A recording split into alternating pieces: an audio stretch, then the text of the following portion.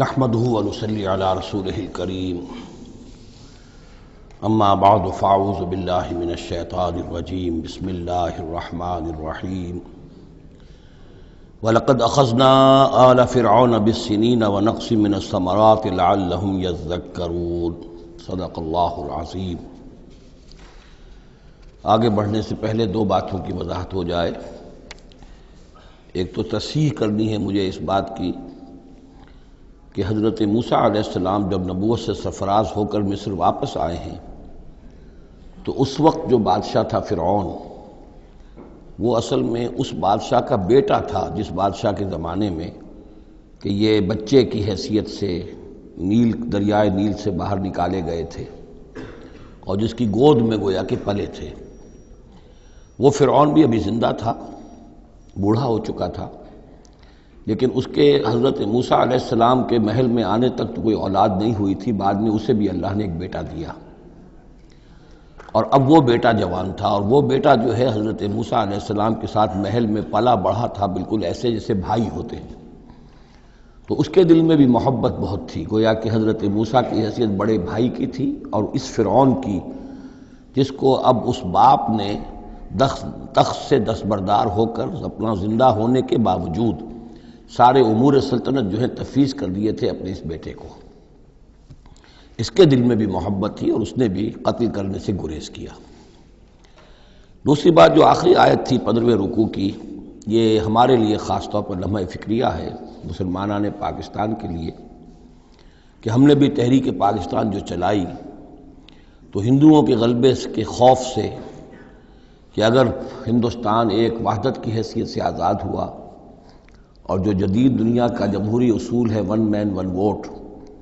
تو ہندو جو ہے اتنے غالب ہو جائیں گے کہ ہمیں دبا لیں گے، ہمیں ایکسپلائٹ کریں گے، ہماری تہذیب، تمدن، دین، مذہب، عقیدہ، زبان، ہر چیز کو برباد کریں گے۔ تو اللہ تعالیٰ نے ہمیں اس تحریک پاکستان میں جو بھی ہم نے کوشش کی اس میں کامیابی دی، اور بالکل یہی الفاظ وَيَسْتَخْلِفَكُمْ فِي الْأَرْضِ، اور تمہیں زمین میں طاقت عطا کرے، قوت عطا کرے، حکومت عطا کرے، فَيَنْظُرَ كَيْفَ تَعْمَلُونَ، پھر وہ دیکھے گا تم کرتے کیا ہو، تمہاری روش کیا رہتی ہے، تم پھر کیا طرز عمل اختیار کرتے ہو، تم واقعتاً اللہ کے بندے بنتے ہو اور اللہ ہی کی حکومت قائم کرتے ہو، یا یہ ہلدی کی گانٹھ جو تمہیں مل جائے تو اس کو لے کر تم پنساری بن کر بیٹھ رہتے ہو اور اپنی حکومت اور اپنی مرضی اور اپنی خواہشات کے مطابق وہ نظام وہاں کا چلاتے ہو۔ وَلَقَدْ أَخَذْنَا آلَ فِرْعَوْنَ، اور وہی قانون جو کہ سورہ انعام میں بھی آیا تھا، سورہ اعراف میں بھی، جب حضرت موسیٰ علیہ السلام آل فرعون کی طرف آئے تو اب یہ جو رد و قدح وہاں شروع ہوئی، تو اس دوران میں اللہ تعالیٰ نے قوم فرعون کے اوپر بہت سے چھوٹے چھوٹے عذاب بھیجنے شروع کیے تاکہ وہ ہوش میں آئیں، جاگیں۔ وَلَقَدْ أَخَذْنَا آلَ فِرْعَوْنَ، اور ہم نے پکڑا فرعون والوں کو بِالسِّنِينَ، بار بار قحط آ رہے ہیں، وَنَقْصٍ مِّنَ الثَّمَرَاتِ، اور فصلوں کی تباہی سے، لعلہم یذکرون، شاید کہ وہ نصیحت پکڑے۔ فَإِذَا جَاءَتْهُمُ الْحَسَنَةُ،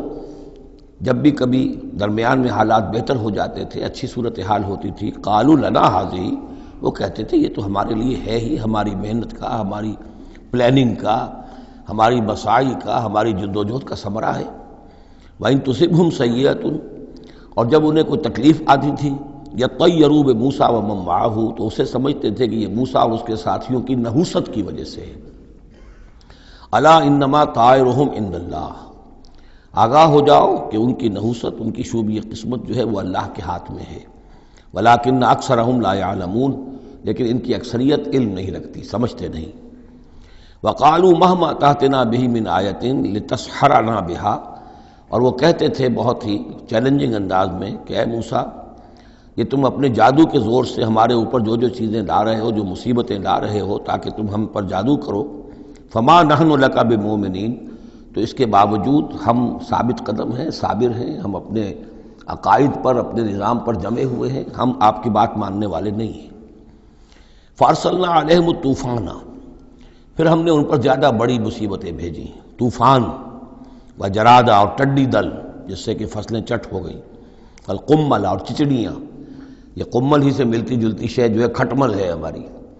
یہ جو انسان کے لیے پسو اور جس طریقے سے کہ اس کے خون کو چوستی ہیں، والضفادع اور میںڈک، اس کثرت سے میںڈک ہو گئے کہ جو برتن اٹھاؤ اس کے اندر سے میںڈک برآمد ہو رہا ہے، اور ظاہر بات ہے کہ پھر اس سے گھن آتی ہے، ہانڈی میں سے میںڈک پھدک کر نکل رہا ہے۔ والدم اور خون کی بارش، آیات مفصلات،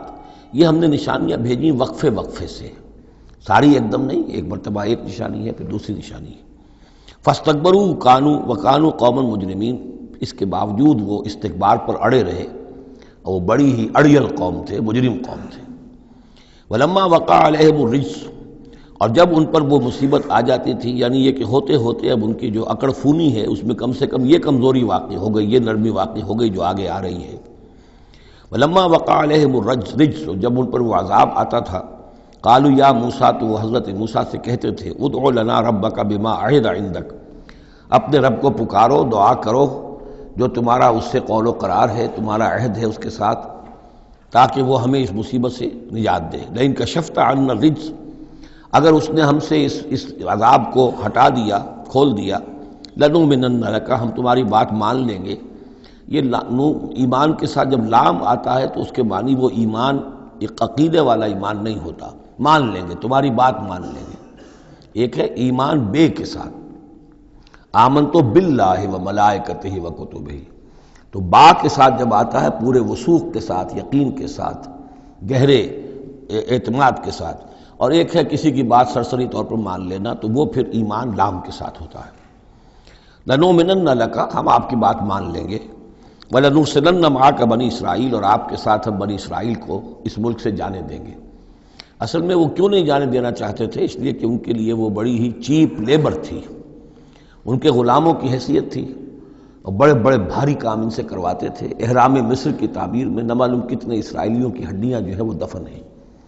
بڑی بڑی چٹانیں جو ہیں وہ جب اوپر کھینچی جاتی تھی، یعنی کوئی گرتی تھی تو ان کے بیسیوں نہیں سینکڑوں جو ہے اس کے اندر پس جاتے تھے۔ تو ظاہر بات ہے کہ وہ چیپ لیبر جو انہیں ملی ہوئی تھی اس کو چھوڑنے کے لیے آسانی سے وہ تیار نہیں تھے، اس حوالے سے انہیں یہ شاخ گزر رہا تھا، ورنہ ظاہر بات ہے وہ بھی جانتے تھے کہ یہ ہمارے اس ملک کے رہنے والے نہیں ہیں، یہ فلسطین سے آئے تھے حضرت یوسف علیہ السلام کے زمانے میں، لیکن جیسا کہ میں نے عرض کیا آپ سے پہلے کہ ابتدا میں ان کو لیے وہاں بڑی آؤ بھگت رہی، بڑے عیش رہے، وہ پیرزادوں کی طرح ان کا احترام کیا گیا، انہیں بہترین زمینیں دی گئیں، جوشن کا علاقہ کہلاتا ہے جو نیل کا ڈیلٹا ہے، جو سب سے زیادہ زرخیز علاقہ ہے، وہ ان کو دیا گیا، وہاں یہ لوگ جو زمیندار بنے۔ لیکن اس کے بعد جب وہ نیشنلسٹ ریولوشن آیا تو بات ساری جو ہے وہ الٹی ہو گئی، تو فرمایا کہ ہم بھیج دیں گے آپ کے ساتھ بنی اسرائیل کو۔ فلما کشفنا عنہم الرجس، لیکن جب ہم ان سے وہ مصیبت کو دور کر دیتے تھے، الی اجل ہم بالغوہ، ایک مدت تک کے لیے کہ جس تک وہ پہنچ جائیں، لیکن ظاہر بات ہے کہ ہر ایک چیز کے لیے ایک مدت ہے، اس کے اندر ہی وہ بات ختم ہوتی ہے۔ اذا ہم ینکثون، تو پھر وہ اپنے عہد سے پھر جاتے تھے، اپنا وہ وعدہ جو تھا وہ اس کو توڑ دیتے تھے۔ فانتقمنا منہم، اب now cutting a long story short,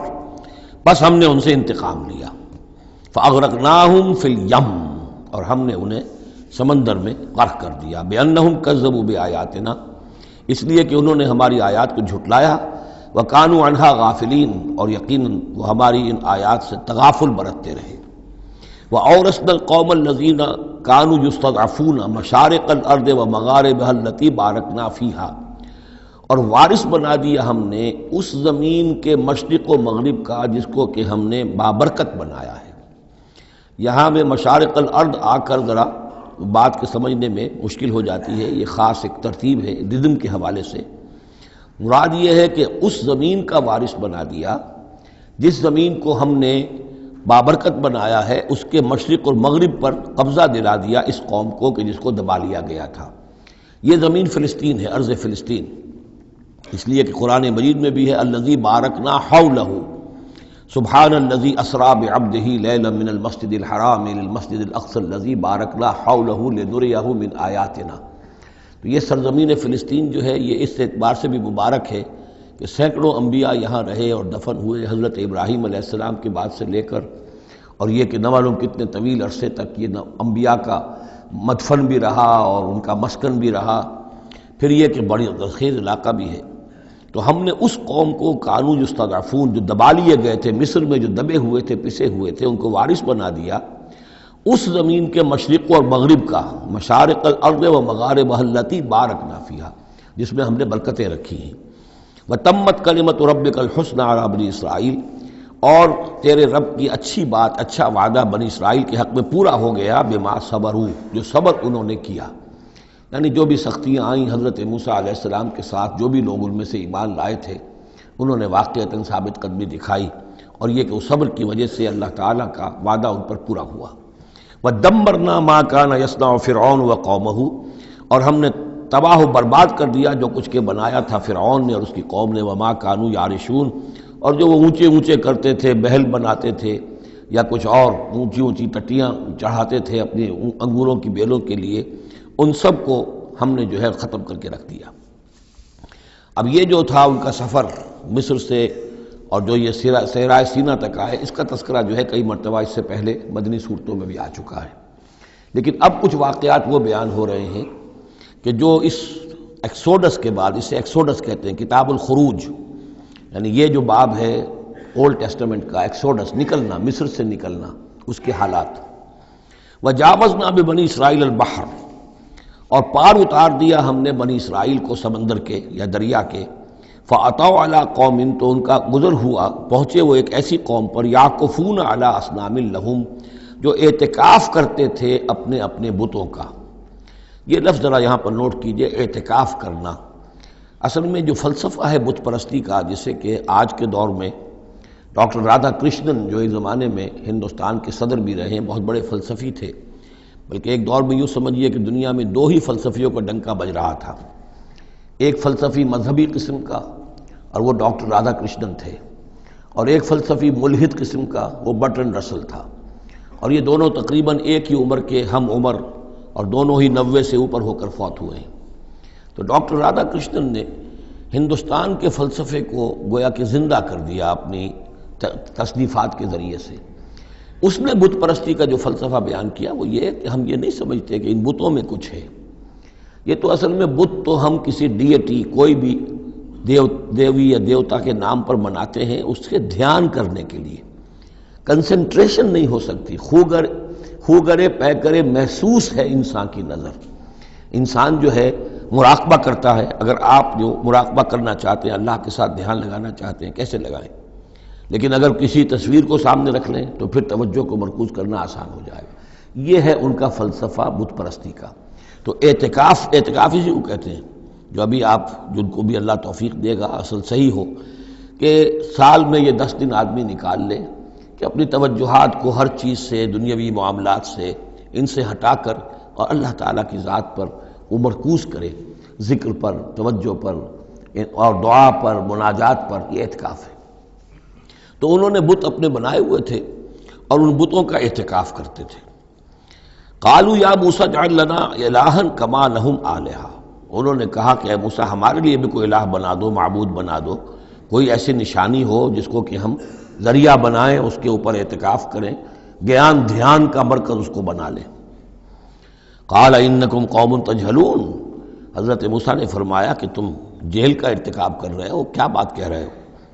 ان ہؤلاء متبر ما هم فیہ، یہ لوگ جس چیز میں ہیں یہ تو ہلاک ہونے والے ہیں، برباد ہونے والے ہیں۔ وباطل ما كانوا يعملون، اور جو کچھ یہ کر رہے ہیں وہ سب باطل ہے، اس کی کوئی حقیقت نہیں ہے۔ قال غیر اللہ ابغیکم الہا، حضرت موسیٰ نے فرمایا کہ کیا میں اللہ کے سوا تمہارے لیے کوئی الہ تلاش کروں؟ وہو فضلکم علی العالمین، اور اس نے تو تمہیں فضیلت دی ہے تمام جہان والوں پر۔ وَإِذْ أَنْجَيْنَاكُمْ مِنْ آلِ فِرْعَوْنَ، اور ذرا یاد کرو جب کہ ہم نے تمہیں نجات دی آل فرعون سے۔ یسومونکم سوء العذاب، یہ الفاظ جو کہ تم سورہ بقرہ میں بھی آئے ہیں اور اس کے بعد بھی آئے ہیں۔ یسومونکم سوء العذاب، وہ تمہیں مبتلا کیے ہوئے تھے بدترین عذاب میں۔ یقتلون ابناءکم ویستحیون نساءکم، وہ قتل کر ڈالتے تھے تمہارے بیٹوں کو اور زندہ رکھتے تھے تمہاری بیٹیوں کو۔ وفی ذالکم بلاء من ربکم عظیم، اور یقیناً اس میں تمہاری رب کی طرف سے بہت بڑی آزمائش تھی۔ وَوَعَدْنَا مُوسَىٰ 30 لَيْلَةً، اور ہم نے بلایا موسیٰ کو 30 راتوں کے لیے، عام طور پر دن رات، لیکن یہ کہ عربی میں جو محاورہ ہے وہ رات ہی کا ذکر کرتے ہیں۔ 30 راتوں کے لیے وَأَتْمَمْنَاهَا بِعَشْرٍ، روایات سے معلوم ہوتا ہے کہ اولین جو تھی طلبی وہ 30 رات کے لیے ہوئی تھی، لیکن اس میں جو چلہ تھا جو حضرت موسیٰ علیہ السلام کو کاٹنا تھا، اس میں روزہ بھی تھا مسلسل 30 دن کا، تو اس میں یہ ہے کہ کسی وقت ان سے ضبط نہیں ہو سکا اور مسواک کر لی تھی، وہ جو روزے کی وجہ سے منہ کے اندر ایک طرح کی بو پیدا ہو جاتی ہے، اس کو برداشت نہ کر سکے، تو اس کی پاداش میں، اب یہ روایات ہیں، میں نہیں کہہ سکتا کہ کس حد تک ان میں صحت ہے، فَأَتْمَمْنَاهَا بِعَشْرٍ، تو مکمل کر دیا ہم نے اس مدت کو 10 دن سے اور، فَتَمَّ مِيقَاتُ رَبِّهِ 40 لَيْلَةً، تو وقت مدت پوری ہو گئی اس کے رب کی، یعنی 40 راتیں۔ یہیں سے ہمارے ہاں تصوف میں اہل صوفیہ نے 40 کا یہ چلہ کشی، 40 دن 40 رات کا چلہ کاٹنا، یہ جو ہے نکالا ہے۔ وقال موسیٰ لأخیہ ہارون، اور کہا موسیٰ نے اپنے بھائی ہارون سے علیہ السلام، اخلفنی فی قومی، آپ میری نیابت کیجئے میری قوم میں جا رہا ہوں، مجھے اللہ تعالیٰ نے طلب فرمایا کوہ طور پر، واصلح، اور دیکھیے اصلاح کرتے رہیے، ولا تتبع سبیل المفسدین، اور فساد مچانے والوں کے راستے کی پیروی نہ کیجیے گا۔ ولما جاء موسیٰ لمیقاتنا، اور جب موسیٰ پہنچے ہمارے وقت مقرر پر، وکلمہ ربہ، اور ان سے کلام کیا ان کے رب نے، قال رب ارنی انظر الیک، انہوں نے درخواست کی پروردگار مجھے اپنا دیدار عطا فرما، مجھے دکھا کہ میں تجھے دیکھوں۔ قال لن ترانی، اللہ نے فرمایا تم مجھے ہرگز نہیں دیکھ سکتے،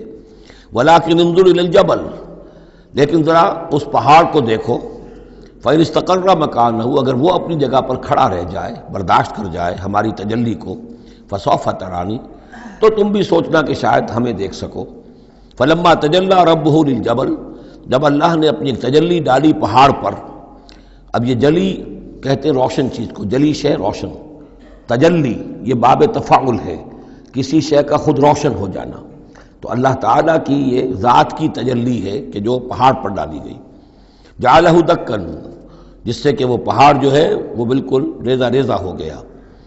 وخر موسیٰ صاعقا، اور حضرت موسیٰ علیہ السلام بھی تجلی باری تعالیٰ کے اس بالواسطہ مشاہدے کے نتیجے میں بھی وہ بے ہوش ہو کر گر پڑے۔ فلما افاقا، جب انہیں افاقہ ہوا، ہوش میں آئے، قال سبحانک، اب انہوں نے کہا اے اللہ تو پاک ہے، تبت الیک، میں تیری جناب میں توبہ کرتا ہوں کہ میں نے جسارت کی تھی، میں نے جو ہے اپنی حیثیت سے بڑھ کر تجھ سے سوال کر لیا تھا، وانا اول المومنین، اور میں پہلا ہی ہوں ایمان لانے والا، بغیر دیکھے تجھے ماننے والا ہوں۔ قال یا موسیٰ انی اصطفیتک علی الناس برسالاتی، اللہ نے فرمایا موسیٰ میں نے تمہیں چن لیا ہے لوگوں پر،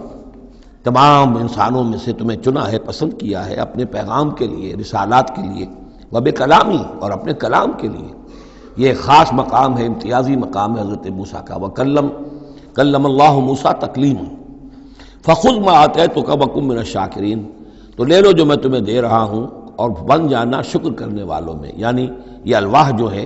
جو ہم دے رہے ہیں اس میں احکام لکھے ہوئے ہیں، یہ تم لے لو اور ان کا حق ادا کرو۔ وَكَتَبْنَا لَهُ فِي الْأَلْوَاحِ، اور ہم نے لکھ دیا اس کے لیے تختیوں پر، وہ پتھر کی تختیاں، مِن كُلِّ شَيْءٍ مَوْعِظَةً، ہر طرح کی نصیحت، وَتَفْصِيلًا لِكُلِّ شَيْءٍ، اور ہر طرح کے احکام کی تفصیل، یعنی جو بنیادی احکام ہیں، موٹے موٹے احکام ہیں، یوں سمجھیے کہ وہ در حقیقت ایک طرح سے ڈینجر سگنلز ہیں۔ اگر آپ کسی پہاڑی راستے پر جا رہے ہو تو جگہ جگہ آپ کو نشانات ملتے ہیں کہ ذرا یہاں بچ کے گزرنا، تو شریعت خداوندی جو ہے وہ بھی در حقیقت انسانی تمدن کا جو پیچیدہ سفر ہے اس میں ڈینجر کوشنز ہیں، ڈینجر سگنلز ہیں، یہاں اس سے ذرا دور رہنا، اس سے ذرا ہٹ کر رہنا، اس کے اندر اندر آدمی جو ہے وہ اپنی محنت کرے، کوشش کرے، جدوجہد کرے، مباحات کے دائرے کے اندر جو بھی اس کا ہے چوائس اس کو اختیار کر لے، لیکن جو محرمات ہیں وہ حدود ہیں، تلک حدود اللہ فلا تقربوها، تو شریعت کی جو آسمانی شریعت ہے اصل بنیاد یہی ہے کہ زندگی کے ہر گوشے سے متعلق چند موٹے موٹے احکام دے دیے، اس کے اندر جو ہے وہ کھلا چھوڑ دیا انسان کو کہ اب اس کے اندر اپنی سمجھ سے، اپنے اجتہاد سے، اپنی کوشش سے، اپنی عقل کو بروئے کار لا کر کام کرو۔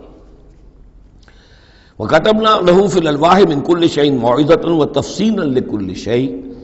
فَخُذْهَا بِقُوَّةٍ، تو اے موسیٰ اس کو تھام لو مضبوطی کے ساتھ، وَأَمُرْ قَوْمَكَ،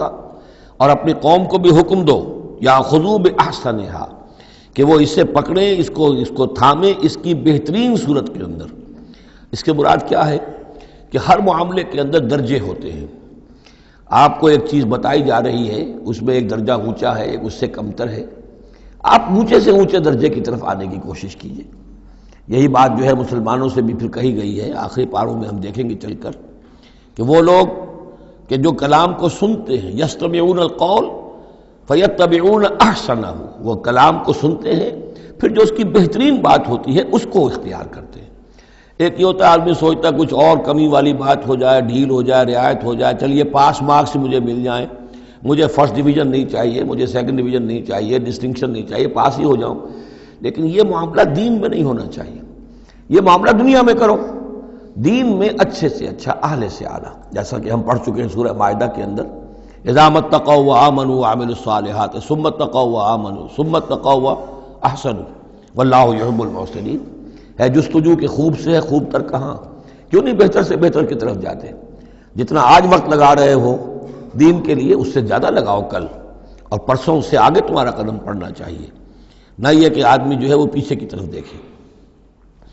وَأَمُرْ قَوْمَكَ يَأْخُذُوا بِأَحْسَنِهَا، اس کا جو بہترین رخ ہے اس کو اختیار کریں۔ سَأُرِيكُمْ دَارَ الْفَاسِقِينَ، ان قریب میں تمہیں وہ گھر دکھا دوں گا جو اس وقت فاسقوں کے قبضے میں ہے۔ یعنی یہاں جو کچھ ہوا ہے، کوہ طور جو ہے وہ سمجھ لیجئے کہ وہ سینائی پیننسلا کا جو ساؤدرن ٹپ ہے وہاں پر ہے تقریباً کوہ طور۔ تو گویا کہ خلیج سویز کو کراس کیا یا کہیں سے کسی جھیل کو کراس کر کے مصر سے آئے سینائی پیننسلا میں، پھر یہ کہ خلیج سویز کے ساتھ ساتھ ہو کر ساؤدرن ٹپ تک پہنچ گیا پورا قافلہ،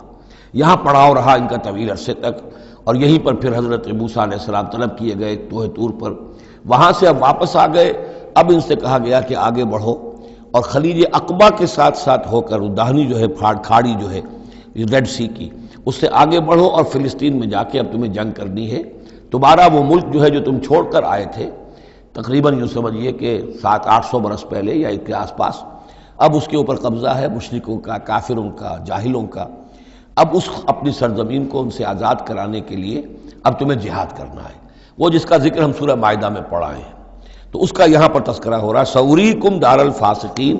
یعنی وہ فلسطین تک اب میں تمہیں لے جاؤں گا اور تمہیں دکھا دوں گا وہ جگہ جو تمہارا اصل مسکن ہے، اور اس کے لیے یہ ہے کہ تمہیں اب ان فاسقوں کو وہاں سے نکالنا ہوگا۔ سأصرف عن آیات الذین یتکبرون فی الارض بغیر الحق، میں پھیر دوں گا اپنی آیات سے ان لوگوں کے رخ کو جو زمین میں ناحق تکبر کرتے ہیں، یعنی یہ خود اللہ تعالیٰ فرما رہے ہیں جن کے اندر تکبر ہے میں خود ان کا رخ پھیر دیتا ہوں، وہ ہماری آیات کو دیکھتے ہی نہیں، سمجھتے ہی نہیں، اس لیے کہ تکبر ہے۔ تکبر وہ شے ہے جو اللہ کو سب سے زیادہ ناپسند ہے۔ فرمایا گیا ہے ایک حدیث میں، حدیث قدسی میں، الکبر ردائی، تکبر میری چادر ہے۔ تو اگر کوئی اور تکبر کرتا ہے تو گویا کہ میری چادر میرے شانے سے وہ گھسیٹ رہا ہے، تو اس کے خلاف میرا اعلان جنگ ہے۔ ایک اور حدیث میں فرمایا لن يدخل الجنہ من کان فی قلبہ مثقال حبۃ من کبر، جنت میں کبھی داخل نہیں ہو سکے گا وہ شخص جس کے دل میں دانے کے برابر بھی تکبر ہے۔ تکبر سب سے بڑا روگ ہے۔ تو جن لوگوں کے اندر تکبر ہے ہم ان کا رخ پھیر دیتے ہیں اپنی آیات سے، ہم انہیں اس کا اہل نہیں سمجھتے کہ وہ ہماری آیات کو سمجھیں اور دیکھیں۔ وَإِن يَرَوْا كُلَّ آیَةٍ لَا يُؤْمِنُوا بِهَا، اور اگر وہ سرسری طور پر دیکھ بھی لیں، ساری نشانیاں دیکھ لیں، تب بھی وہ ایمان لانے والے نہیں ہیں۔ وَإِن يَرَوْا سَبِيلَ الرُّشْدِ لَا يَتَّخِذُوهُ سَبِيلًا، اور اگر وہ دیکھ بھی لیں کامیابی کا اور سعادت کا اور ہدایت کا راستہ، تب بھی اس راستے کو اختیار نہیں کریں گے۔ وَإِن يَرَوْا سَبِيلَ الْغَيِّ يَتَّخِذُوهُ سَبِيلًا، اور جب بھی ان کے سامنے آئے گا کجی کا راستہ، ٹیڑھ کا راستہ، گمراہی کا راستہ، اسے وہ اختیار کریں گے۔ یعنی یہ ساری چیزیں ان کی کس وجہ سے ہیں کہ ان کے دلوں میں تکبر ہے۔ ذالک بانہم کذبوا بآیاتنا، یہ اس لیے کہ انہوں نے ہماری آیات کو جھٹلایا اپنے تکبر کی بنیاد پر، وکانوا عنہا غافلین، اور اس سے تغافل برتتے رہے۔ والذین کذبوا بآیاتنا ولقاء الآخرۃ، اور جو لوگ بھی جھٹلائیں گے ہماری آیات کو اور آخرت کی ملاقات کو، حبطت اعمالہم، ان کے سارے اعمال حبط ہو جائیں گے۔ اپنی جگہ وہ بڑی نیکیاں کما رہے ہوں، جیسے کہ قریش مکہ تھے، ہم کعبے کی خادم ہیں، کعبے کی خدمت کر رہے ہیں، کعبے کو صاف رکھتے ہیں، حاجیوں کو دودھ پلاتے ہیں، پانی پلاتے ہیں، ان کے سارے عمل حقارت ہو جائیں گے۔ هل یجزون الا ما كانوا يعملون، اور ان کو نہیں دیا جائے گا بدلے میں مگر وہی کچھ جو وہ کرتے تھے۔ واتخذ قوم موسیٰ من بعدہ من حلیہم عجلا جسدا لہ خوار، اور بنا لیا موسیٰ کی قوم نے ان کے بعد، حضرت موسیٰ علیہ السلام جب چلے گئے کوہ طور پر تو پیچھے یہ ایک فتنہ اٹھا ہے سامری، یہ سامری جو ہے اس نے فتنہ اٹھایا، اور جو کچھ ان لوگوں کے پاس، اسرائیلیوں کے پاس جو ان قبطیوں کے زیورات بہت سے رکھے ہوئے تھے امانتاً، وہ بھی جانتے تھے کہ یہ قوم، یہ چونکہ ابراہیم کی نسل میں سے ہیں تو یہ امانت دار ہیں، جب یہ وہاں سے چلے تو وہ سارے جو ہیں وہ زیورات بھی وہ لے کر آ گئے تھے اپنے دشمنوں کے، ان زیورات کو لے کر اس نے گلایا، آگ میں تبایا، گلایا، اور اس سے ایک بچھڑے کی شکل بنائی، اور کچھ ایسی کاریگری رکھی کہ اس میں سے ہوا جب گزرتی تھی ایسے سوراخ رکھ دیے کہ اس میں سے ایسی آواز آتی تھی جیسے کہ بچھڑا جو ہے وہ بول رہا ہے، اور اس نے کہا یہ ہے تمہارا خدا۔ یہ موسیٰ تو بھول گیا، موسیٰ کو مغالطہ ہو گیا، وہ کہاں گیا ہے، کس خدا سے ملنے گیا، خدا تو یہ ہے۔ اور اس میں بھی ایک اور بات دوسری جگہ پر آ جائے گی، یہاں تو نہیں ہے، کہ حضرت موسیٰ علیہ السلام اصل میں اپنے اشتیاق اور محبت اور شوق اور جذبے کی وجہ سے قبل از وقت چلے گئے تھے، جو وقت معین تھا کوہ طور پر آنے کا اس سے پہلے۔ تو اللہ نے جواب طلبی کی تھی، ما عجلک عن قومک یا موسیٰ، اے موسیٰ اپنی قوم کو چھوڑ کر پہلے کیسے آ گئے ہو؟ اور انہوں نے جواب دیا، اجلت الیک رب لترضیٰ، پروردگار میں جلدی آیا تاکہ تو راضی ہو جائے، تو میرا شوق دیکھ، میرا اشتیاق دیکھ، تیری محبت، تجھ سے گفتگو اور کلام کی جو میرے اندر شوق ہے اس کی وجہ سے آیا ہوں۔ تو گویا کہ وہ تو شاباش کی توقع رکھتے تھے، یہاں ڈانٹ پڑ گئی، ما عجلک عن قومک یا موسیٰ قال عجلت الیک رب لترضیٰ، لیکن اللہ نے فرمایا فإنا فتنا قومک من بعدک، تمہاری اس عجلت کی وجہ سے ہم تمہاری قوم کو تمہارے بعد فتنے میں ڈال چکے ہیں۔ تو جلدی خیر کے لیے بھی نہیں کرنی چاہیے، خیر کے کام کو بھی عین وقت پر سہج پکے سو میٹھا ہو۔ تو اضلھم السامری نے انہیں گمراہ کر دیا ہے، وہ تذکرہ ہو رہا ہے۔ من حلیہم، زیوروں سے، عجلاً جسداً، ایک بدن سا بنایا بچھڑے کا سا، لہو خوار، جس میں گائے کی سی آواز آتی تھی۔ الم یروا انہ لا یکلمہم، کیا انہوں نے یہ نہیں غور کیا کہ وہ نہ ان سے بات کر سکتا ہے، وہ گدھے کی سی یا گھوڑے کی سی یا بچھڑے کی سی آواز سے تو کوئی بات نہیں بنتی، ولا یہدیہم سبیلا، نہ انہیں وہ کوئی راستہ بتا سکتا ہے۔ اتخذوہ وکانوا ظالمین، انہوں نے اسی کی عبادت شروع کر دی، اسے معبود بنا لیا، اور وہ تھے بہت ظالم۔ ولما سقط فی ایدیہم ورأوا انہم قد ضلوا، اور جب ان کے ہاتھوں کے طوطے اڑ گئے، پچھتاوا ہوا، یعنی ان میں سے بھی گویا کہ 3 حصوں میں قوم تقسیم ہو گئی۔ ایک قوم، بڑا حصہ قوم کا وہ رہا جو اس گناہ میں شریک نہیں ہوا، ایک حصہ وہ تھا کہ جو کچھ دیر کے لیے شریک رہا لیکن فوراً ہوش میں آ گیا بعد میں، تیسرا حصہ وہ تھا جو حضرت موسیٰ علیہ السلام کی واپسی تک اس پر اڑا رہا، جازم رہا۔ تو یہاں اس درمیانی طبقے کا ذکر ہو رہا ہے، وَلَمَّا سُقِطَ فِي أَيْدِيهِمْ وَرَأَوْا أَنَّهُمْ ضَلُّوا، جب ان کے ہاتھوں کے طوطے اڑ گئے، ان کے پچھتاوا طاری ہوا، اور انہوں نے سوچا ہم تو گمراہ ہو گئے، یہ ہم کیا کر بیٹھے۔ قَالُوا لَئِن لَّمْ يَرْحَمْنَا رَبُّنَا، انہوں نے کہا کہ اگر ہمارے رب نے ہم پر رحم نہ فرمایا، وَيَغْفِرْ لَنَا، اور اگر ہمیں بخش نہ دیا، لَنَكُونَنَّ مِنَ الْخَاسِرِينَ، تو ہم تو ہو جائیں گے بہت خسارے والوں میں سے۔ وَلَمَّا رَجَعَ مُوسَىٰ إِلَىٰ قَوْمِهِ غَضْبَانَ أَسِفًا، تو جب موسیٰ لوٹے اپنی قوم کے پاس، غضبان آصفا، غضبان یہ فعلان کے وزن پر، رحمان کے وزن پر، نہایت غضبناک۔ حضرت موسیٰ علیہ السلام کا مزاج بھی جلالی تھا، پھر یہ کہ اتنی بڑی گمراہی، اور یہ اللہ تعالیٰ نے کوہ طور ہی پر بتا دیا تھا کہ تمہاری قوم پیچھے فتنے میں پڑ چکی ہے اور وہ گمراہ ہو چکی ہے۔ فَإِنَّا فَتَنَّا قَوْمَكَ مِن بَعْدِكَ وَأَضَلَّهُ السَّامِرِي، تو وہاں سے آئے ہی ہیں تو غضبناک تھے، غضبان آصفا، نہایت افسوس میں بھی اور سخت غضبناک۔ قال بئس ما خلفتمونی من بعدی، یہ خطاب حضرت ہارون سے بھی ہو سکتا ہے اور اپنی پوری قوم سے بھی ہو سکتا ہے۔ بری ہے میری نیابت جو تم نے کی ہے میرے بعد، عاجلتم امر ربکم، تم نے اپنے رب کے معاملے کے اندر جلدی کی، میرا انتظار کرتے، اگر اس نے کچھ بنا ہی دیا تھا، کوئی شوبدہ دکھایا تھا، میرے آنے تک انتظار کر لیتے، میں تمہیں بتاتا اس کی حقیقت کیا ہے۔ وَأَلْقَى الْأَلْوَاحَ، اور انہوں نے وہ جو تختیاں لے کر آئے تھے کوہ طور سے تورات والی، وہ تو ایک طرف ڈال دیں۔ وَأَخَذَ بِرَأْسِ أَخِيهِ يَجُرُّهُ إِلَيْهِ، اور غضبناک ہو کر اپنے بھائی حضرت ہارون علیہ السلام کے سر کے بال پکڑ لیے اور اپنی طرف کھینچا غصے میں، یہ تم نے کیا کیا، میرے پیچھے یہ میں تمہیں خلیفہ بنا کر گیا تھا۔ قال ابن امہ، انہوں نے کہا اے میرے ماں جائے،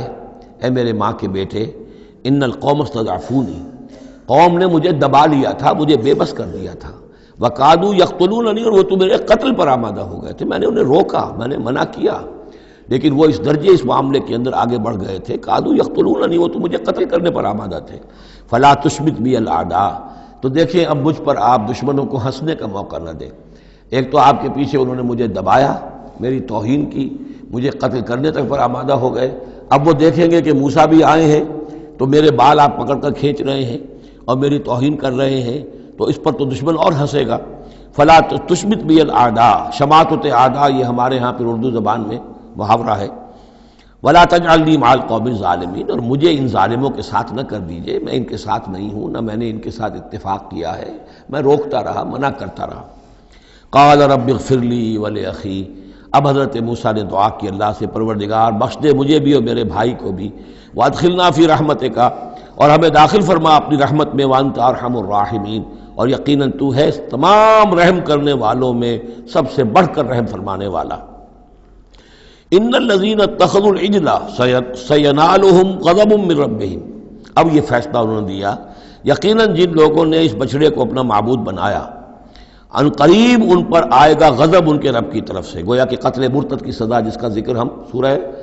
سورہ بقرہ میں پڑھ چکے ہیں۔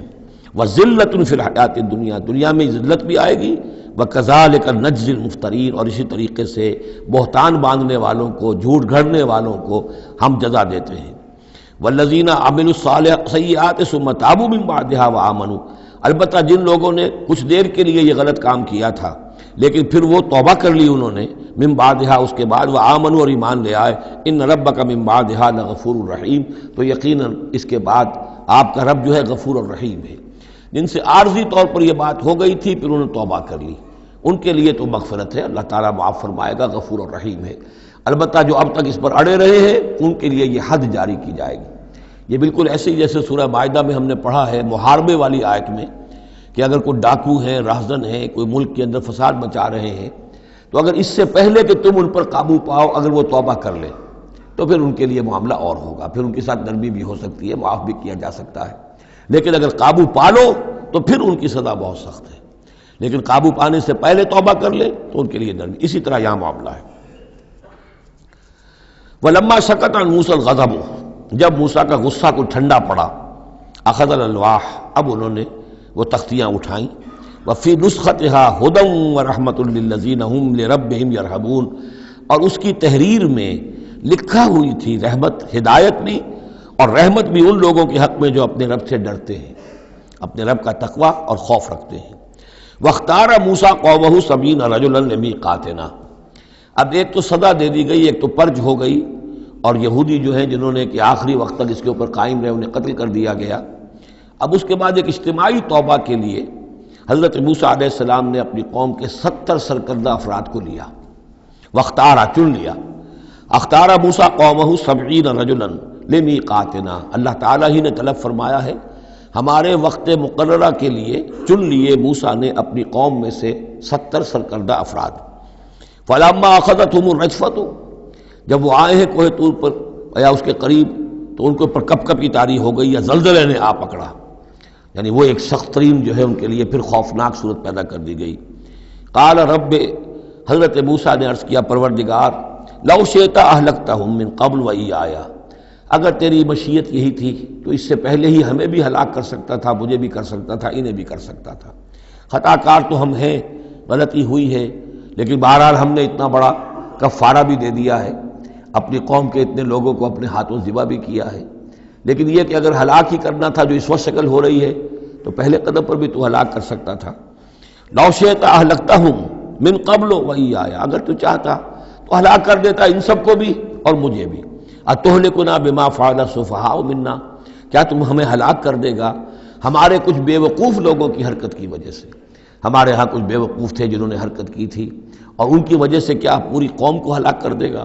ان ہی الا فتنتک، نہیں یہ تیری طرف سے ایک آزمائش ہے۔ تضل بہا من تشاء، تو گمراہ کرتا ہے اس کے ذریعے سے جس کو چاہتا ہے، وتہدی من تشاء، اور ہدایت دیتا ہے جس کو چاہتا ہے۔ انت ولینا، تو ہمارا ولی ہے، ہمارا ساتھی ہے، پشت پناہ ہے، مولا ہے۔ فاغفر لنا، پس ہمیں بخش دے، ہماری گناہ کو معاف فرما، ورحمنا، ہم پر رحم فرما وانت خیر الغافرین، اور یقیناً تمام بخشنے والوں میں تو سب سے بہتر بخشنے والا ہے۔ وَاكْتُبْ لَنَا فِي هَذِهِ الدُّنْيَا حَسَنَةً وَفِي الْآخِرَةِ، ہمارے لیے اس دنیا کی زندگی میں بھی حسنہ لکھ دے، طے کر دے۔ اب دیکھیے یہ دعا کر رہے ہیں حضرت موسیٰ اپنی قوم کے لیے، بنی اسرائیل کے لیے، وَاكْتُبْ لَنَا فِي هَذِهِ الدُّنْيَا حَسَنَةً وَفِي الْآخِرَةِ، وہی الفاظ ربنا آتنا فی الدنیا حسنۃ وفی الآخرۃ حسنۃ وقنا عذاب النار، تو لکھ دے، طے کر دے کہ ہمارے لیے دنیا میں بھی حسنہ ہو، آخرت میں بھی۔ انا ہدنا الیک، ہم تیری جناب میں توبہ کرتے ہیں، رجوع کرتے ہیں، جو خطا ہو گئی ہے اس کا اعتراف کرتے ہوئے معافی چاہتے ہیں۔ قال عذابی اصیب بہ من اشاء، اللہ نے فرمایا جہاں تک میرے عذاب کا تعلق ہے وہ تو اس میں تو میں مبتلا کروں گا جس کو چاہوں گا۔ ورحمتی وسعت کل شیء، تم رحمت کا سوال کر رہے ہو تو ایک رحمت تو میری وہ ہے جو ہر شے کے شامل حال ہے، ہر شے کا وجود میری رحمت سے ہے، اس کا بقا میری رحمت سے ہے، اس کا تسلسل میری رحمت سے ہے۔ ایک تو رحمت عامہ ہے جو تمام مخلوقات کو شامل ہے، تمام مخلوقات جو ہے اس میں سے حصہ پا رہی ہیں۔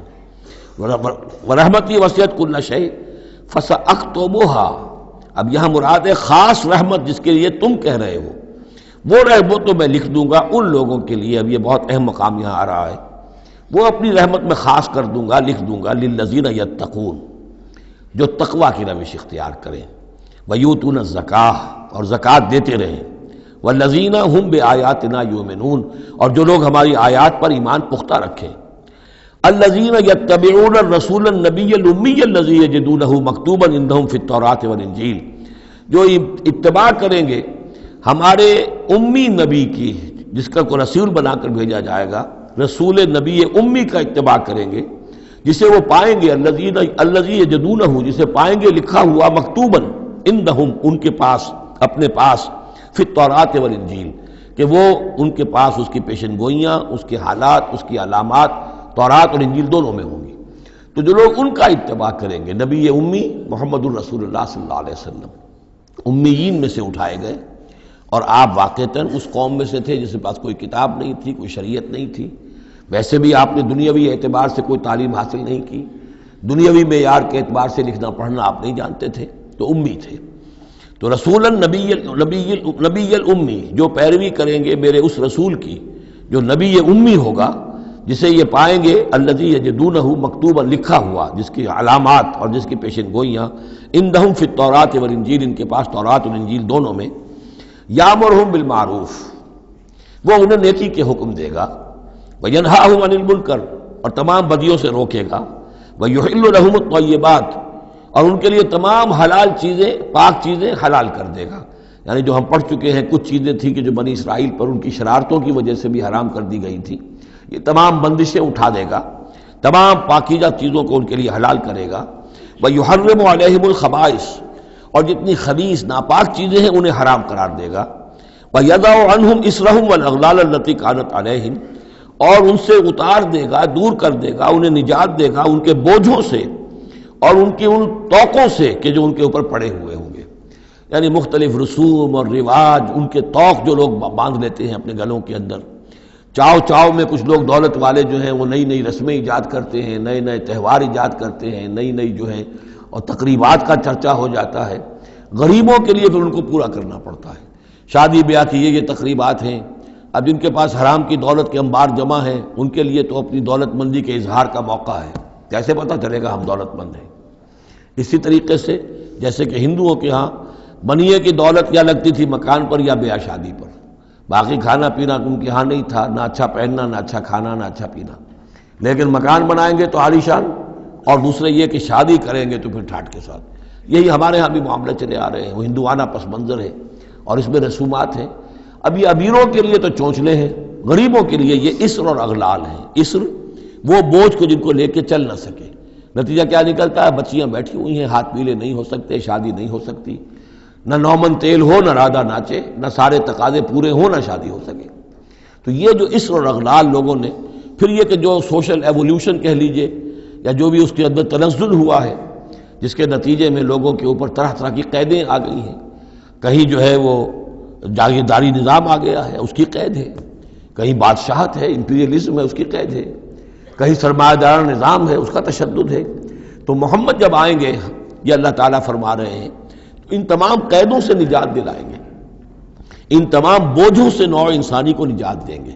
عدل اور قسط کا نظام قائم کریں گے، تو وہ چاہے رسومات کی شکل میں ہو اور چاہے یہ کہ ایک نظام ظالمانہ ایکسپلائٹیٹو اگر نظام ہے، ریپریسو نظام ہے، تو اس کو ہٹا کر فالذین آمنوا بہ۔ اب یہ جو الفاظ آ رہے ہیں اس آیت مبارکہ کے، یہ بہت اہم ہے،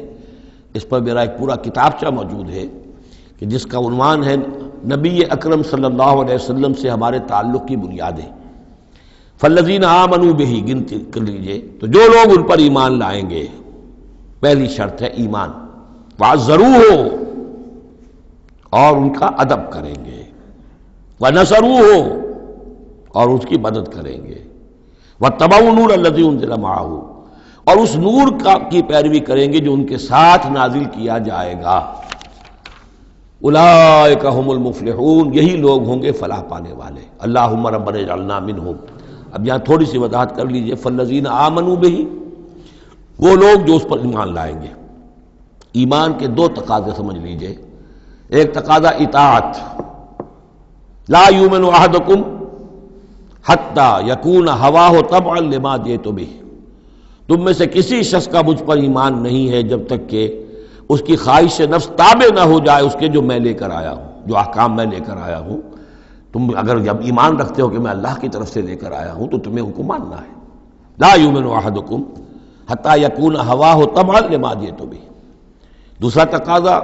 لا یؤمن احدکم حتی اکون احب الیہ من والدہ وولدہ والناس اجمعین، تم میں سے کوئی شخص مومن نہیں ہو سکتا جب تک کہ میں اسے محبوب تر نہ ہو جاؤں، اپنے باپ سے بھی، بیٹے سے بھی، تمام انسانوں سے۔ تو ایک غائب درجے میں اتباع اور اطاعت، اور دوسرے غائب درجے میں محبت محمد رسول اللہ صلی اللہ علیہ وسلم کی، یہ ایمان کے تقاضے ہیں۔ اب اس کا نتیجہ خود بخود نکلے گا، پھر آپ کی تعظیم ہوگی، عظمت ہوگی، آپ کا نام جہاں سنیں گے، درود آپ پڑھیں گے، یہ ساری چیزیں جو ہیں، اور یہ کہ جہاں آپ کا کوئی قول آپ کو سنایا جائے فوراً زبان بند ہو جانی چاہیے۔ پھر یہ نہیں کہ اپنی عقل جو ہے آدمی لڑا رہا ہے، ہاں اس کی تحقیق ہو سکتی ہے کہ واقعتاً یہ حضور نے فرمایا یا نہیں فرمایا، یہ حدیث ضعیف ہے، مضبوط ہے، کیسی ہے، لیکن اس وقت خاموش ہونا ضروری ہے۔ جب کسی نے کہا یہ حدیث ہے، ہو سکتا ہے کہ حدیث صحیح ہو اور حضور کی طرف اس کی نسبت جو ہے وہ صحیح ہو، مضبوط ہو، لہذا فوری طور پر اپنی زبان بند کر دینا یہ ادب کا تقاضا ہے۔ تو وعزروہ ونصروہ، اور مدد کرے۔ مدد کس کام میں؟ حضور نے ذاتی تو اپنی کوئی امپائر بلڈ نہیں کی، نہ آپ نے اپنے لیے کوئی جاگیر بنائی، نہ کوئی جائیداد بنائی، کس کام کے لیے نصرت چاہیے تھی اللہ کے دین کے لیے،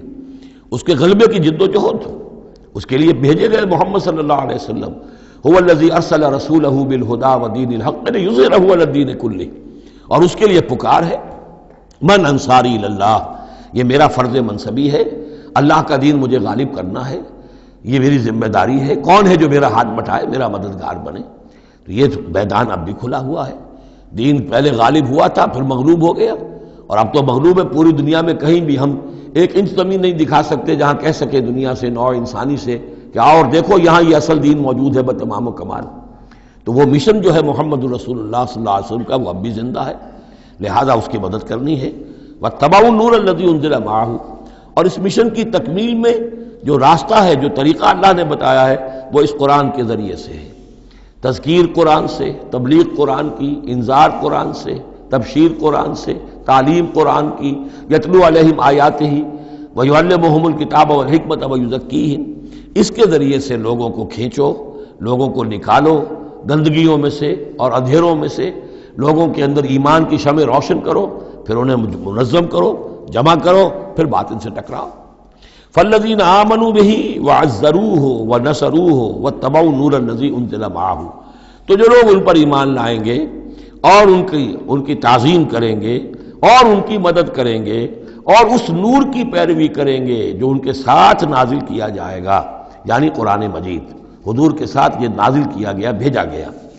اولئک ھم المفلحون، یہی لوگ ہوں گے فلاح پانے والے۔ اللہم ربنا اجعلنا منہم۔ قل یا ایھا الناس، اب ظاہر بات ہے کہ وہ لمبی بات کو اب یہاں پہ ختم کرتے ہوئے کہ اب حضور صلی اللہ علیہ وسلم تشریف لے آئے، اب یہی بات اس کے حوالے سے اب آپ سے کہا جا رہا ہے کہ اے نبی، جو خبر دی تھی اس وقت ہم نے موسیٰ کو، اور جو ہم نے کہہ دیا تھا کہ جو رحمت ہے ہماری خصوصی وہ انہی لوگوں کے لیے ہوگی تم میں سے کہ جو محمد عربی صلی اللہ علیہ وسلم پر ایمان لے آئیں گے۔ تو اب کہہ دیجئے ڈنکے کی چوٹ، قل یا ایھا الناس، کہہ دیجئے اے لوگو۔ اور یہ پھر بہت نوٹ کرنے کے قابل ہے کہ ہم نے اب تک جتنے رسولوں کا تذکرہ سنا ہے، پڑھا ہے سورہ اعراف میں، وہ یا قوم یا قوم یا قوم، اے میری قوم کے لوگوں۔ لیکن محمد رسول اللہ کی امتیازی شان یہ ہے کہ یہ قوم کی طرف مبعوث نہیں ہوئے، صرف پوری نوع انسانی کی طرف۔ جیسے سورہ بقرہ کے تیسرے رکوع کی پہلی آیت میں نے حوالہ دیا تھا، یا ایھا الناس اعبدوا ربکم الذی خلقکم والذین من قبلکم لعلکم تتقون۔ تو یہ آفاقی رسالت ہے، عالمی رسالت ہے، انسانی سطح پر ہے۔ قل یا ایھا الناس انی رسول اللہ الیکم جمیعا، میں اللہ کا رسول ہوں تمہاری طرف، سب کی طرف۔ الذی لہ ملک السماوات والارض، یہ بات 5 مرتبہ قرآن میں کہی گئی ہے مختلف الفاظ میں کہ حضور کی بعثت پوری نوع انسانی کے لیے ہے، جس میں سب سے نمایاں آیت وہ ہے وما ارسلناک الا کافۃ للناس بشیرا ونذیرا، ہم نے نہیں بھیجا ہے محمد آپ کو مگر پوری نوع انسانی کے لیے بشیر اور نذیر بنا کر۔ باقی یہ کہ اور مختلف اسالیب میں 4 مرتبہ اور یہ بات آئی ہے کہ آپ کی بعثت جو ہے کسی خاص قوم، کسی خاص ملک، کسی خاص رنگ اور نسل کے لوگوں، کسی خاص قبیلے کی طرف نہیں ہے، بلکہ پوری نوع انسانی کی طرف ہے۔ قل یا ایھا الناس انی رسول اللہ الیکم جمیعا الذی لہ ملک السماوات والارض، میں اس اللہ کا رسول ہوں جس کے لیے آسمان اور زمین کی بادشاہی ہے۔ لا الہ الا ہوا، اس کے سوا کوئی معبود نہیں۔ یحیی و یمیت، وہی زندہ رکھتا ہے اور وہی موت وارد کرتا ہے۔ فآمنوا باللہ، تو ایمان لاؤ اللہ پر، ورسولہ النبی الامی الذی، اور اس کے اس رسول پر جو نبی امی ہے، اور جو یؤمن باللہ وکلماتہ، جو ایمان رکھتا ہے اللہ پر اور اس کے کلام پر، اس کے کلمات پر، اس کی باتوں پر، واتبعوہ، اور اس کی پیروی کرو، لعلکم تہتدون، تاکہ تم ہدایت پاؤ۔ یہ گویا کہ اعلان عام ہوا محمد رسول اللہ صلی اللہ علیہ وسلم کا کہ وہ جو بات اللہ تعالیٰ نے حضرت موسیٰ سے کہی تھی، یہ اس کے مطابق میری بعثت ہوئی ہے۔ اور اب گویا کہ جیسا کہ میں نے آپ کو بتایا تھا، یہ تمہید ہے، تیاری ہو رہی ہے، چونکہ اب مدینے کی طرف سفر کرنا ہے۔ یہ صورت پہلے نازل ہو گئی ہے تاکہ وہ ذہن تیار ہو جائیں اس کے لیے کہ اب یہود کے 3 بڑے بڑے قبیلے وہاں پر آباد ہیں، ان سے براہ راست ہم سابقہ پیش آئے گا۔ ابھی تک براہ راست خطاب یہود سے نہیں ہوا، یا بنی اسرائیل سے کوئی خطاب نہیں، گفتگو ہو رہی ہے محمد رسول اللہ سے یا اہل مکہ سے یا حضور کی وساطت سے مسلمانوں سے۔ لیکن یہ کہ وہ باتیں ساری وہ آ رہی ہیں کہ جن کا اب محل جو ہے واضح ہو جائے گا ہجرت کے بعد۔ وَمِن قوم موسیٰ امۃ یہدون بالحق وبہ یعدلون، اور موسیٰ کی قوم میں یقیناً کچھ لوگ ایسے تھے، امتن ایسے لوگ تھے کہ جو حق کی ہدایت دیتے تھے۔ یعنی یہ تو نہیں ہو سکتا اتنے جلیل القدر پیغمبر کے کوئی بھی ساتھی نہ ہو، حواری نہ ہو، یا بڑی اکثریت ان کی جو ہے ناہنجاروں پر رہی مشتمل، لیکن بہرحال ان کے ساتھ ایک جماعت ان کے حواریین کی، ان کے ساتھیوں کی۔ وَمِن قوم موسیٰ امۃ یہدون بالحق وبہ یعدلون، ایسی قوم ان کے اندر رہی ہے، قوم موسیٰ میں سے ایسی لوگ، ایسی جماعت جو حق ہی کی ہدایت بھی دیتے تھے اور حق ہی کے ساتھ فیصلے بھی کرتے تھے، عدل بھی کرتے تھے۔ وَقَطَّعْنَاهُمْ اثْنَتَيْ عَشْرَةَ أَسْبَاطًا أُمَمًا، اور ہم نے انہیں علیحدہ علیحدہ کر دیا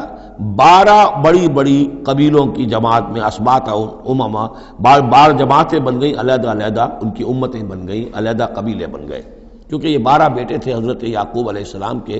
اور ان میں سے ہر ایک سے ایک قبیلہ چلا ہے۔ تو ابھی وہ انسان کا جو تمدنی ارتقاء جو ہے ابھی قبائلی دور میں تھا، لہذا اس قبائلی نظام ہی کو اللہ تعالیٰ نے ان کے لیے باقی رکھا۔ چنانچہ پانی بھی جب دیا تو 12 چشمے، تاکہ ہر قبیلے کا چشمہ علیحدہ ہو اور یہ آپس میں لڑیں جھگڑے نہیں۔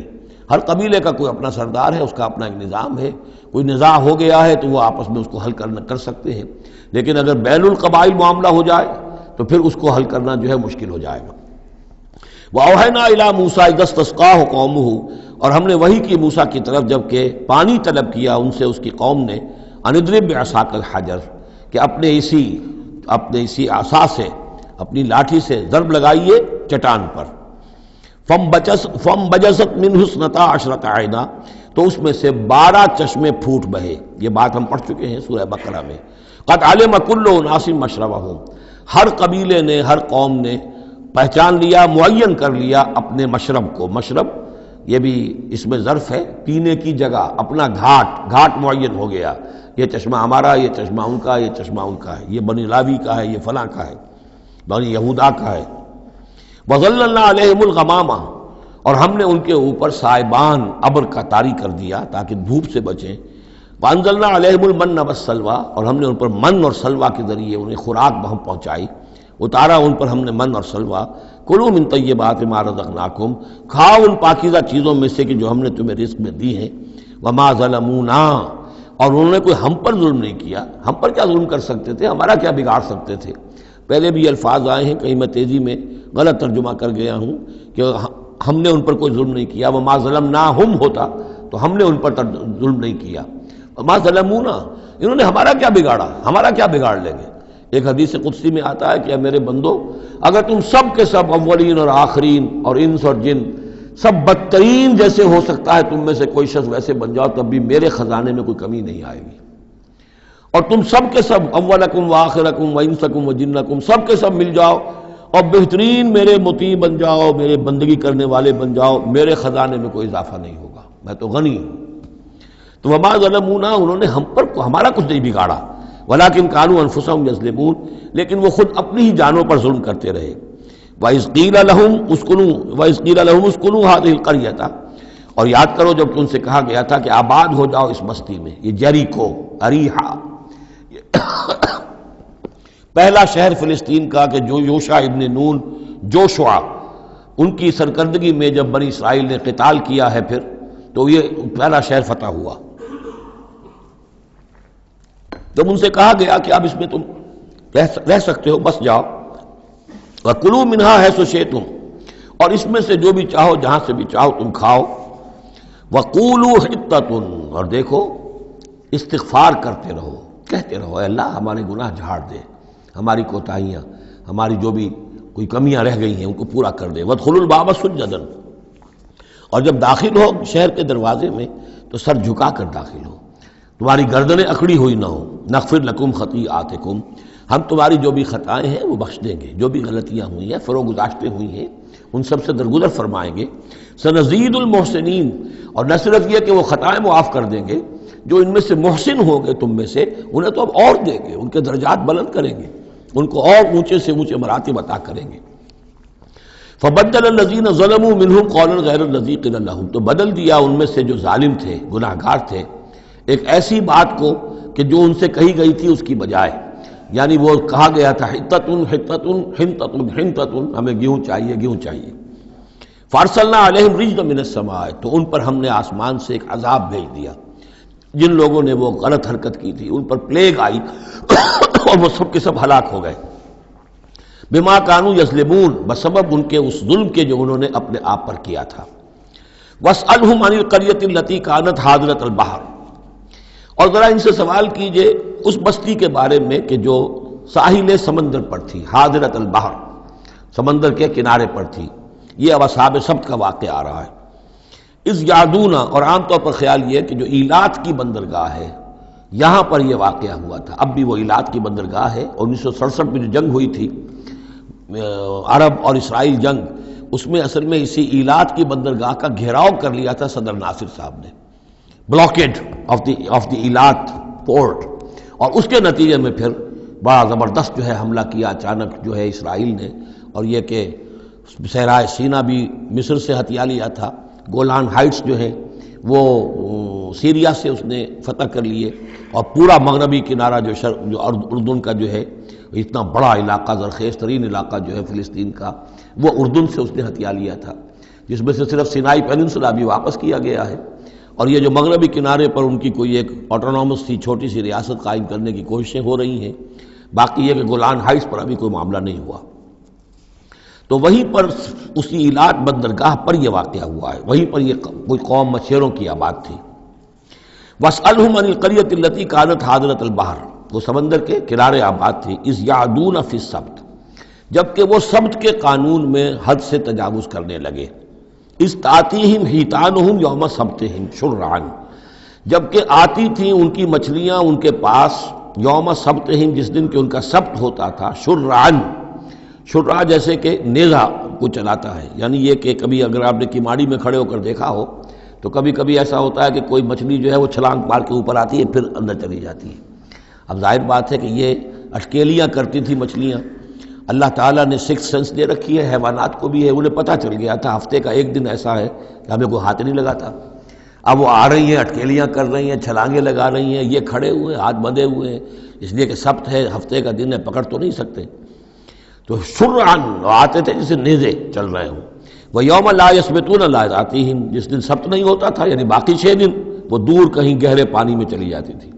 اور گہرے پانی میں جا کے مچھلیوں کا پکڑنا جو ہے اس وقت تک تو انسان کے پاس آلات نہیں تھے. کذالک نبلوہم بما کانوا یفسقون، اس طرح ہم نے انہیں آزمایا تھا، ایک بڑی آزمائش میں ڈال دیا کہ دیکھیں یہ کتنے ثابت قدم رہتے ہیں، شریعت کے حکم پر قائم رہتے ہیں اور فاقہ برداشت کر لیتے ہیں، یا یہ کہ شریعت کے ساتھ کوئی استہزاء کرتے ہیں، تمسخر کرتے ہیں. وَإِذْ قَالَتْ أُمَّةٌ مِّنْهُمْ، یہاں بھی نوٹ کر لیجئے کہ جیسے وہاں معاملہ ہوا 3 حصوں میں یہ قوم تقسیم ہو گئی. ایک حصہ وہ تھا کہ جس نے اس گناہ میں حصہ نہیں لیا اور وہ منع بھی کرتا رہا کہ مت کرو، دیکھو نہیں منکر کا فریضہ سر انجام دیتا رہا. یہ اللہ تعالیٰ کا، وہ کرتے کیا تھے؟ ہفتے کے روز گئے، گڑھے کھودے اور سمندر کا پانی اس میں لے آئے ساحل کے ساتھ گڑھے کھود کر، تو اس کے ساتھ مچھلیاں بھی آ گئیں، واپسی کا راستہ کر دیا بند. مچھلی کو ہاتھ نہیں لگایا، ہفتے کو اتوار کو جا کے مچھلی پکڑ لی. تو فائدہ کیا ہوا؟ اصل میں ہفتے کا قانون تو یہ تھا کہ ہفتے کا دن تم لگاؤ اللہ کی یاد میں، ذکر میں، عبادت میں، تورات پڑھو، پڑھاؤ، سیکھو، سکھاؤ. 6 دن تم کام کرو دنیا کا، اپنی معاش کا، 7واں دن تم فارغ رکھو اللہ کے لیے، دین کے لیے. لیکن جب وہ گڑھے کھودنے میں دن صرف ہو گیا تو چاہے مچھلی پکڑی یا نہیں پکڑی، تو جو اصل روح تھی اس حکم کی وہ تو ختم ہو گئی. تو یہ ہے کہ جس میں انہوں نے استہزاء کیا، گویا کہ شریعت کا مذاق اڑایا. اب ایک تو وہ تھے کہ جنہوں نے نہ تو اس جرم میں حصہ لیا اور وہ منع بھی کرتے رہے. ایک وہ تھے کہ جو حصہ تو نہیں لیا جرم میں لیکن منع نہیں کرتے تھے، خاموش رہتے تھے. تیسرے وہ تھے کہ جو جرم کے اندر باقاعدہ جری ہو کر وہ حصہ لے رہے تھے. تو اب جو لوگ منع کر رہے تھے ان سے انہوں نے کہا جو منع نہیں کر رہے تھے، جو خود بھی نہیں کر رہے تھے لیکن منع بھی نہیں کر رہے تھے. اذ قالت امۃ، جب کہا اس درمیانی طبقے نے، منہم، ان میں سے، لم تعظون قوما اللہ مہلکہم، کیوں وعظ کر رہے ہو ان لوگوں کو، کیوں اپنے آپ کو ہلکان کرتے ہو کہہ کہہ کہ تم، اور نہی عن المنکر کا فریضہ سر انجام دے دے کے تھک گئے ہو. یہ قوم اب ماننے والی نہیں ہے، اللہ اس کو ہلاک کر کے رہے گا. لم تعظون قوما اللہ مہلکہم او معذبہم عذابا شدیدا، یا انہیں پھر عذاب دے گا بہت سخت عذاب. قالوا، اب یہ جواب کن کی طرف سے ہے؟ جو خود بھی بچے ہوئے تھے گناہ سے، روک بھی رہے تھے اپنی امکانی حد تک کہ خدا کے لیے باز آ جاؤ، یہ شریعت کا استہزاء نہ کرو، مذاق نہ اڑاؤ. قالوا معذرۃ الی ربکم، انہوں نے کہا کم سے کم اپنے رب کے ہاں ہم عذر تو پیش کر سکیں گے کہ اے پروردگار، ہم آخری وقت تک انہیں روکتے رہے، ہم نہیں عن المنکر کا فرض سر انجام دیتے رہے، ہم نے اپنی بات نہیں چھوڑی. ہم نہ صرف یہ کہ اس گناہ سے خود بچے رہے بلکہ ان گناہ گاروں کو بھی روکتے رہے. وَلَعَلَّهُمْ يَتَّقُونَ، اور یہ اس سے بھی زیادہ اہم ہے، اور کیا پتہ ہو سکتا ہے ان میں تقویٰ پیدا ہو جائے. کیسے آپ کہہ سکتے کسی ایک بندے کی سمجھ میں آ جائے، کوئی ایک شخص تائب ہو جائے؟ تو جیسا کہ حضور کی حدیث حضرت علی سے خطاب کر کے آپ نے فرمایا، لا یہدی اللہ بک رجلا واحدا خیر لک من حمر النعم، اگر اللہ تمہارے ذریعے سے علی ایک شخص کو بھی ہدایت دے دے تو یہ تمہارے لیے سرخ اونٹوں سے بڑھ کر دولت ہے. تو اگر ایک بھی بچ جائے، لعلہم یتقون. فلما نسوا ما ذکروا بہ، تو پھر جب انہوں نے نظر انداز کر دیا اس نصیحت کو جو انہیں کی جا رہی تھی، یعنی لگے رہے اپنے اس جرم کے اندر، انجینا الذین ینہون عن السوء، ہم نے بچا لیا ان کو جو کہ بدی سے روکتے تھے. عذاب سے بچے ہیں صرف وہ جو بدی سے روکتے تھے. وَأَخَذْنَا الَّذِينَ ظَلَمُوا بِعَذَابٍ بَئِيسٍ بِمَا كَانُوا يَفْسُقُونَ، اور پکڑ لیا ہم نے ان کو کہ جو اس ظلم میں، گناہ میں اور شریعت کا استہزاء کرنے میں کہ جو مجرم تھے، ان کو ایک بہت ہی برے عذاب میں پکڑا، ان کی اس ناہنجاری کی وجہ سے، سرکشی کی وجہ سے، نافرمانی کی وجہ سے. فلما عتوا عما نہوا عنہ، جب وہ بڑھ گئے، چڑھ گئے، بہت ہی آگے بڑھ گئے ان چیزوں میں جن سے ان کو روکا گیا تھا، قلنا لہم کونوا قردۃ خاسئین، تو ہم نے کہہ دیا کہ اب ہو جاؤ بندر، ذلیل بندروں کی شکل میں ان کی صورت جو ہے وہ تبدیل کر دی گئی. یہ ہے وہ مکمل واقعات جس کا حوالہ اس سے پہلے کئی بار آ چکا ہے. سب سے پہلے سورہ بقرہ میں بھی آیا تھا، اس کی تفصیل یہاں آ گئی ہے. بارک اللہ لی و لکم فی القرآن العظیم ونفعنی و ایاکم بالآیات والذکر الحکیم.